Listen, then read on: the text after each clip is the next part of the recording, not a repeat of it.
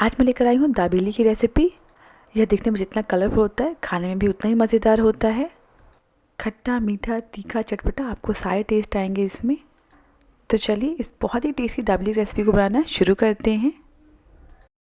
सबसे पहले दाबेली का मसाला बना लेते हैं। आप चाहें तो दाबेली मसाला बाज़ार से भी खरीद सकते हैं।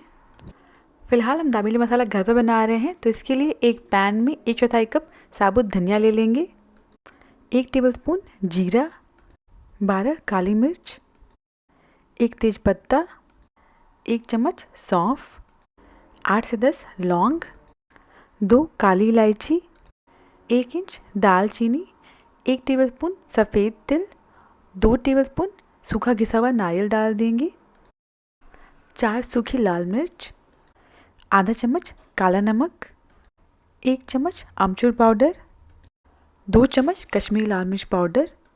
इसकी वजह से जब हम मसाला बनाएंगे ना आलू का दाबेली के लिए, उसका कलर बहुत बढ़िया आएगा। 1/4 चम्मच हल्दी पाउडर ऐड करेंगे। इन सारे मसालों को अच्छे से मिक्स कर लेंगे। अब इन मसालों को गैस पर मीडियम फ्लेम पर रख देंगे और इसे 2 से 3 मिनट के लिए भून लेंगे। इन मसालों को लगातार चलाते हुए भूनिएगा। इतने सारे मसालों की वजह से दाबेली का टेस्ट बहुत ही बढ़िया आता है। जो दाबेली बनती है ना, वो हल्की खट्टी मीठी चटपटी बहुत ही अच्छी लगती है खाने में। सारे मसाले अच्छे से भुन गए। अब इन्हें हल्का ठंडा होने देंगे, उसके बाद इन्हें पीस लेंगे। इन मसालों को लगातार नहीं पीसिएगा, कुछ सेकंड चलाइएगा, फिर बंद करके चम्मच से चलाकर फिर पीसिएगा।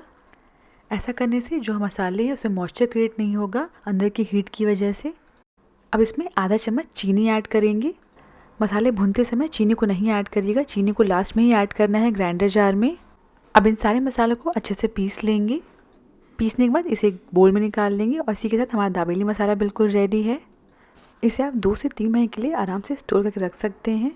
नेक्स्ट अब इमली की खट्टी मीठी चटनी बना लेते हैं। एक कढ़ाई में 3 कप इमली का पानी ले लेंगे। इमली को गर्म पानी में आधे से 1 घंटे के लिए भिगो कर रख दीजिए और उसके बाद सारा पानी अच्छे से निचोड़ कर छान लीजिए।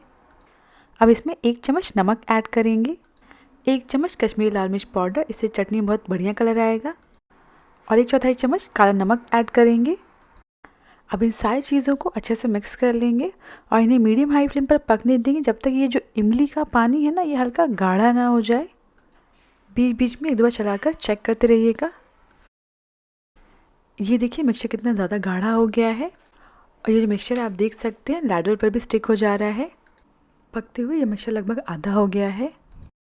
अब इस स्टेज पे इसमें हम चीनी ऐड करेंगे। सो मैं यहाँ लगभग 8 टेबलस्पून लगभग आधा कप चीनी ऐड कर रही हूँ। आप चीनी अपने हिसाब से ऐड कर सकते हैं। चीनी मिक्स करने के बाद जब ये चीनी मेल्ट होगी तो ये मिक्सचर हल्का पतला हो जाएगा। इसे थोड़ी देर के लिए और पका लीजिएगा जब तक ये थोड़ा गाढ़ा ना हो जाए। और इसी के साथ हमारी इमली की खट्टी मीठी चटनी बिल्कुल रेडी है। आप देख सकते हैं इसमें बहुत ही बढ़िया कलर आया है। जैसे जैसे ये चटनी ठंडी होती जाएगी ये और गाढ़ी होती जाएगी। इसे इस तरीके से हल्का पतला ही रखिएगा, बहुत ज़्यादा गाढ़ा नहीं करिएगा। ठंडा होने के बाद आप इसे फ्रिज में 2 से 3 महीने के लिए रख सकते हैं स्टोर करके। इमली की खट्टी मीठी चटनी बिल्कुल रेडी है। नेक्स्ट अब लहसुन चटनी बना लेते हैं। ग्राइंडर जार में 6 से 7 सूखी लाल मिर्च ऐड करेंगे। सूखी लाल मिर्च को 10 मिनट के लिए गर्म पानी भिगो कर रख दीजिए, जिससे यह सॉफ्ट हो जाएगी और इसे पीसना आसान हो जाएगा। भिगोने से पहले इसके बीज निकाल लीजिएगा। अब इसमें जाएगा 10 से 12 लहसुन। लहसुन चटनी है तो लहसुन थोड़ा सा ज़्यादा ही ऐड करिएगा। अब इसमें जाएगा 1 टेबलस्पून भुनी हुई मूंगफली। अब इसमें जाएगा स्वाद अनुसार नमक। चटनी में बढ़िया कलर आ जाए इसके लिए मैं इसमें ऐड कर रही हूँ आधा चम्मच कश्मीरी लाल मिर्च पाउडर। लास्ट में इसमें आधे नींबू का रस ऐड करेंगे और अब इन सारी चीज़ों को अच्छे से पीस लेंगे। इन्हें पीसने के लिए आप उस पानी का इस्तेमाल करिएगा जिस पानी में आपने सूखी लाल मिर्च को भिगाया था। पीसते समय जैसे ज़रूरत लगेगी उस हिसाब से थोड़ा सा पानी ऐड करते हुए इसे बिल्कुल गाढ़ा पेस्ट पीस लीजिएगा। सारी चीज़ें अच्छे से पिस गई हैं और गार्लिक चटनी बिल्कुल रेडी है। इसे एक बोल में निकाल लेंगे। नेक्स्ट अब मसाला मूंगफली बना लेते हैं। एक पैन में 1 चम्मच ऑयल ले लेंगे। जब ऑयल गर्म हो जाएगा तब इसमें आधा कप भुनी हुई मूंगफली डाल देंगे। मूंगफली को भुनने के बाद उसका छिलका निकाल लीजिएगा। अब इसमें आधा चम्मच दाबेली मसाला ऐड करेंगे, आधा चम्मच कश्मीरी लाल मिर्च पाउडर, स्वाद अनुसार नमक ऐड करेंगे, 1/4 चम्मच चाट मसाला ऐड करेंगे। अब इन सारे मसालों को मूंगफली के साथ अच्छे से मिक्स कर लेंगे। अगर आप चाहें तो आप मसाला पीनट बाज़ार से भी खरीद सकते हैं। सारे मसाले मूंगफली के साथ अच्छे से मिक्स हो गए और इसी के साथ हमारी मसाला मूंगफली बिल्कुल रेडी है। नेक्स्ट अब आलू का मसाला बना लेते हैं। सेम पैन में लगभग 1 से 2 टेबलस्पून ऑयल ले लेंगे। जब ऑयल हल्का गर्म हो जाएगा तो इसमें हम 1 चम्मच दाबेली मसाला ऐड करेंगे और इसे बार चलाकर ऑयल के साथ अच्छे से मिक्स कर लेंगे। इसके बाद इसमें 2 छोटे चम्मच कश्मीरी लाल मिर्च पाउडर ऐड करेंगे। इसे भी अच्छे से मिक्स कर लेंगे। गैस की फ्लेम को लो रखिएगा। मसाले अच्छे से मिक्स करने के बाद इसमें 3 से 4 मैश किए हुए उबले आलू ऐड करेंगे। आलू के साथ ही इसमें ऐड करेंगे स्वाद अनुसार नमक। अब इन आलूओं को मसालों के साथ अच्छे से मिक्स कर लेंगे। जब आप आलू को मिक्स करेंगे सारे मसालों के साथ तो आप देखेंगे जो मिक्सचर है आलू का काफ़ी ड्राई है। जब सारे मसाले अच्छे से मिक्स हो जाएंगे तब हम इसमें 2 से 3 टेबलस्पून इमली की चटनी ऐड करेंगे और इसमें लगभग 3 से 4 टेबलस्पून पानी ऐड करेंगे। ये जो आलू का मसाला है ये थोड़ा गीला होना चाहिए, मतलब ये जो आलू का मसाला है ये ड्राई ना हो। इन सारी चीज़ों को 1-2 मिनट के लिए अच्छे से मिक्स करते हुए पका लेंगे और इसी के साथ आलू का मसाला बिल्कुल रेडी है। अब दुकान में जैसे दाबेली का मसाला सजाते हैं ना, बिल्कुल वैसे इसे हम सजा लेंगे। सो मैंने आलू का मसाला एक प्लेट पर इस तरीके से ले लिया है। इसके ऊपर बारीक कटे हुए प्याज रख देंगे। अब इसके ऊपर जाएगा मसाला पीनट। इसके बाद इसके ऊपर घिसा हुआ सूखा नारियल रख देंगे। अब इसके ऊपर चॉप की हुई धनिया की पत्ती रख देंगे। अब हम इसमें ऐड करेंगे अनार के दाने। इससे ये बहुत ही कलरफुल दिखते हैं और दाबेली में बहुत ही अच्छा टेस्ट भी आता है इनकी वजह से। और लास्ट में बिल्कुल बारीक वाले सेब, जिन्हें नायलॉन सेब बोलते हैं, उसे डाल देंगे। और इसी के साथ ये जो हमारा मसाला है बिल्कुल रेडी है। अब फटाफट सारी चीज़ों को असेंबल करके दाबेली बना लेते हैं। आलू का मसाला, इमली की चटनी, नायलॉन सेब, मसाला पीनट, गार्लिक चटनी, बारीक कटे हुए प्याज, अनार के दाने और बारीक कटी हुई धनिया ले लेंगे। अब एक पाव ले लेंगे। मेरे पास दाबेली वाले पाव तो नहीं थे, मेरे पास ये सर्कल वाले पाव हैं। अगर आपके पास दाबेली वाले पाव हों तो आप उनका इस्तेमाल करें।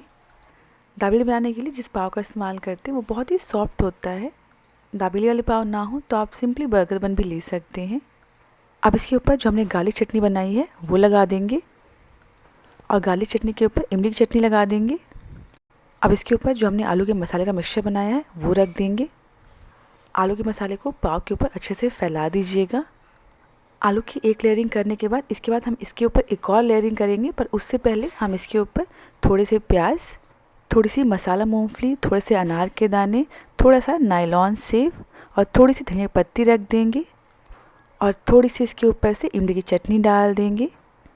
अब फिर से इसके ऊपर हम थोड़ा सा आलू का मसाला लगा देंगे। आलू का मसाला लगाकर इसके ऊपर थोड़ा सा नायलॉन सेब रखकर इसे हम बंद कर देंगे।